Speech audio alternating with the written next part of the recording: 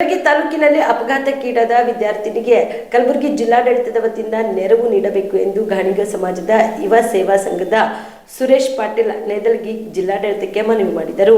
ಕಲಬುರಗಿಯ ಪತ್ರಿಕಾ ಭವನದಲ್ಲಿ ಕರೆದ ಸುದ್ದಿಗೋಷ್ಠಿಯನ್ನು ಉದ್ದೇಶಿಸಿ ಮಾತನಾಡಿದ ಅವರು, ಜೇವರ್ಗಿ ತಾಲೂಕಿನ ಇಜುರಿ ಗ್ರಾಮದ ಸರ್ಕಾರಿ ಪ್ರಾಥಮಿಕ ಶಾಲೆಯ 1ನೇ ತರಗತಿ ವಿದ್ಯಾರ್ಥಿನಿ ಲಕ್ಷ್ಮಿ ತಂದೆ ನರಸಿಂಗಪ್ಪ ಸಗರ್ ಎಂಬ ವಿದ್ಯಾರ್ಥಿ ಶಾಲಾ ಸಮಯದಲ್ಲಿ ಅಪಘಾತಕ್ಕೀಡಾಗಿದ್ದು, ಮಧ್ಯಂತರ ಅವಧಿಯಲ್ಲಿ ಶಾಲೆಯಲ್ಲಿ ಕುಡಿಯುವ ನೀರಿನ ವ್ಯವಸ್ಥೆ ಇಲ್ಲದ ಕಾರಣ ನೀರು ಕುಡಿಯಲು ಶಾಲೆಯಿಂದ ಎದುರುಗಡೆಗೆ ಹೋದಾಗ ಶಾಲೆಯ ಮುಂಭಾಗದಲ್ಲಿ ರಸ್ತೆ ಅಪಘಾತಕ್ಕೆ ಈಡಾಗಿ ಸಂಪೂರ್ಣ ಒಂದು ಕಾಲನ್ನು ಕಳೆದುಕೊಂಡಿದ್ದಾಳೆ. ಶಾಲೆಯ ಶಿಕ್ಷಕರ ನಿರ್ಲಕ್ಷ್ಯದ ಕಾರಣದಿಂದಾಗಿ ಬಾಳಬೇಕಿದ್ದ ಜೀವ ಈಗ ಅಲ್ಪವಾಗಿ ಕುಳಿತಿದೆ. ಅದಕ್ಕಾಗಿ ಕಲಬುರಗಿ ಜಿಲ್ಲಾಡಳಿತ ವಿದ್ಯಾರ್ಥಿ ಕಲ್ಯಾಣ ನಿಧಿಯಿಂದ ಬಾಲಕಿಗೆ ನೆರವಾಗಬೇಕು ಮತ್ತು ಬಾಲಕಿಗೆ ಉಚಿತ ವಸತಿ ಶಿಕ್ಷಣದ ಅವಕಾಶ ಕಲ್ಪಿಸಿಕೊಡುವ ಭರವಸೆ ನೀಡಿ ಸಕಾರಗೊಳಿಸಬೇಕೆಂದು ಮನವಿ ಮಾಡಿದರು.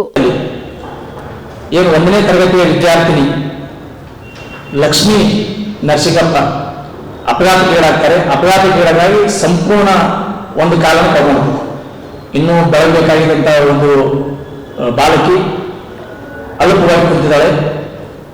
ಏನು ಶಾಲಾ ಸಮಯದಲ್ಲಿ ಆಗಿರೋದ್ರಿಂದ ಇದು ಯಾರ ನಿರ್ಲಕ್ಷ್ಯ, ಏನು ಪಾಲಕರದು ತಪ್ಪಲ್ಲ, ಇವತ್ತು ಶಿಕ್ಷಕರು ಜವಾಬ್ದಾರಿ ಹೊರಬೇಕಾಗಿತ್ತು. ಈಗ ಶಿಕ್ಷಕರ ಮೇಲೆ ನಾವು ತಪ್ಪು ಹಾಕ್ಲಿಕ್ಕಾಗಲ್ಲ.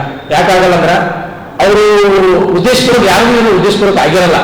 ಆದರೆ ನಾವು ನೀವೆಲ್ಲ ಆಗೋಗಿದೆ. ಆದರೆ ಭವಿಷ್ಯತ್ನಲ್ಲಿ ಆ ಬಾಲಕಿಗೆ ನ್ಯಾಯ ಒದಗಿಸಿಕೊಡ್ಬೇಕು, ಆ ಬಾಲಕಿಯ ಭವಿಷ್ಯ ಭದ್ರ ಆಗಬೇಕು. ಮತ್ತು ಏನು 3 ಹೆಣ್ಣುಮಕ್ಕಳ ಒಂದು ಬಡ ಕುಟುಂಬ, ಆ ಬಡ ಕುಟುಂಬಕ್ಕೆ ನೆರವಾಗಬೇಕು ಒಂದು ಮಾನವೀಯ ಆಧಾರದ ಮೇಲೆ ಸಾಮಾಜಿಕ ಕಳಕಳಿ ಉದ್ದೇಶ ಇಟ್ಕೊಂಡು ಇವತ್ತು ಜಿಲ್ಲಾಧಿಕಾರಿಗಳಿಗೆ ಪತ್ರಿಕಾಗೋಷ್ಠಿಯ ನಂತರ ಒಂದು ಮನವಿಯನ್ನು ಸಲ್ಲಿಸಿದ್ದೀವಿ. ತಾವು ಮಾಧ್ಯಮದ ಮೂಲಕ ಮಾಧ್ಯಮದಿಂದ ಅನೇಕ ಸಂತ್ರಸ್ತರಿಗೆ ನ್ಯಾಯ ಸಿಕ್ಕಿದೆ, ಬಡವರಿಗೆ ಅನುಕೂಲ ಆಗಿದೆ. ಯಾರು ಸಂಕಷ್ಟಕ್ಕೀಡಾಗಿದ್ರೆ ಅವರಿಗೆ ಅನೇಕ ಸಂದರ್ಭದಲ್ಲಿ ನ್ಯಾಯ ಸಿಗುವಂಥ ಕೆಲಸ ಮಾಧ್ಯಮದ ಮೂಲಕ ಆಗಿರೋದ್ರಿಂದ ನಾನು ಇವತ್ತು ಬಾಲಕಿಯ ತಂದೆ ತಾಯಿ ಬಡ ಕುಟುಂಬದವರು ಮತ್ತು 3 ಹೆಣ್ಮಕ್ಳು ಇರೋದ್ರಿಂದ ಆ ಕುಟುಂಬಕ್ಕೆ ಜಿಲ್ಲಾಡಳಿತ ಆಶ್ರಯ ನೀಡಬೇಕು. ಏನು ವಿದ್ಯಾರ್ಥಿ ಕಲ್ಯಾಣ ನಿಧಿಯಿಂದ ಆ ಬಾಲಕಿಗೆ ಸಹಕಾರ ಆಗಬೇಕು. ಅದರ ಜೊತೆಗೆ ಇಜೇರಿ ಗ್ರಾಮ, ಅದೇ ಗ್ರಾಮದ ವ್ಯಾಪ್ತಿಯಲ್ಲಿರುವಂಥ ಶಾಲೆಯಲ್ಲಿ ಇವತ್ತು ನಾವು ಸಮಾಜದವರಾಗಲಿ ಸಾರ್ವಜನಿಕ ಬಂಧುಗಳಾಗಲಿ ಸ್ವಲ್ಪ ಸಹಾಯ ಸಹಕಾರ ಮಾಡಬಹುದು. ಆದರೆ ಅವರಿಗೆ ಒಂದು ಆರ್ಥಿಕ ಭದ್ರತೆ ದೃಷ್ಟಿಯಿಂದ ಇಜೇರಿ ಗ್ರಾಮದ ಯಾವುದಾದ್ರೂ ಒಂದು ಶಾಲೆಯಲ್ಲಿ ಅವರು ಬಾಲಕಿಯ ತಾಯಿಗೆ ಆರ್ಥಿಕ ಭದ್ರತೆ ದೃಷ್ಟಿಯಿಂದ ಅವರ ಅರ್ಹತೆ ಆಧಾರದ ಮೇಲೆ ಅಡುಗೆ ಸಹಾಯಕಿಯ ಕೆಲಸಕ್ಕೆ ತಗೋಬೇಕು. ಅದೇ ತರನಾಗಿ ಏನು ಬಾಲಕಿಯ ತಂದೆ ಇದಲ್ಲ ಅವರಿಗೆ ಗ್ರಾಮ ಪಂಚಾಯತ್ ಇಜೇರಿಯಲ್ಲಿ ಗ್ರಾಮ ಪಂಚಾಯತ್ ಇರೋದ್ರಿಂದ ಗ್ರಾಮ ಪಂಚಾಯತಿಯಲ್ಲಿ ಕೆಲಸಕ್ಕೆ ತಗೊಳ್ಳುವಂಥ ಕಾರ್ಯ ಜಿಲ್ಲಾಡಳಿತ ಮಾಡಬೇಕು. ಇಷ್ಟೊಂದು ಕಾರ್ಯ ಮಾಡದಾದ್ಮೇಲೆ ಆ ಒಂದು ಬಡ ಕುಟುಂಬಕ್ಕೆ ಒಂದು ಭದ್ರವಾದಂಥ ಅಲ್ಪ ಪ್ರಮಾಣದ ಭವಿಷ್ಯ ನಿರ್ಮಾಣ ಆಗ್ತದೆ. ಅದರ ಜೊತೆಗೆ ಏನು ಈಗ ಬಾಲಕಿ ಕುಮಾರಿ ಲಕ್ಷ್ಮಿ ಈಗ 1ನೇ ತರಗತಿ ಇದ್ದಾರೆ ಅಪಘಾತದ ಸಂದರ್ಭದಲ್ಲಿ. ಈಗ 5ನೇ ತರಗತಿಯ ನಂತರ ವಸತಿ ಶಿಕ್ಷಣಕ್ಕೆ ಅರ್ಹತೆ ಆಗ್ತದೆ.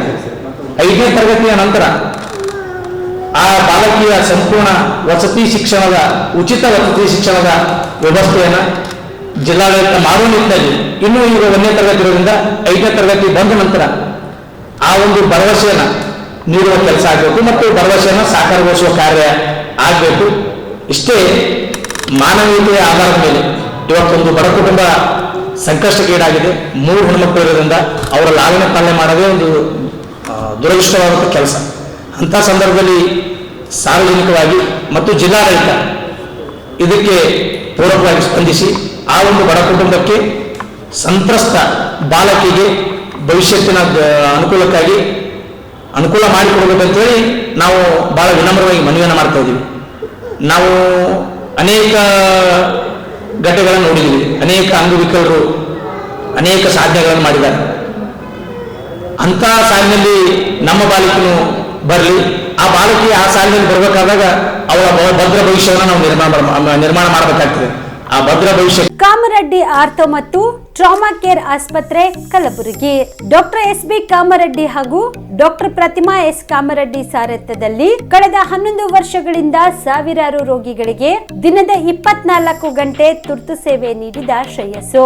ಆರ್ಥೋ ಚಿಕಿತ್ಸೆಗೆ ನುರಿತ ವೈದ್ಯರ ತಂಡ, neuro surgery, joint replacement surgery, interventional pain clinic, plastic surgery, facial maxillo surgery, ದಿನದ 24 ಗಂಟೆ ಲ್ಯಾಬ್ ಸೌಲಭ್ಯ, ದಿನದ 24 ಗಂಟೆ ಮೆಡಿಕಲ್ ಸೌಲಭ್ಯ, ಡಿಜಿಟಲ್ ಎಕ್ಸ್ರೇ, ದಿನದ 24 ಗಂಟೆ ಬ್ಲಡ್ ಬ್ಯಾಂಕ್ ಸರ್ವಿಸ್, ದಿನದ 24 ಗಂಟೆ ಆಂಬ್ಯುಲೆನ್ಸ್ ಸೌಲಭ್ಯ.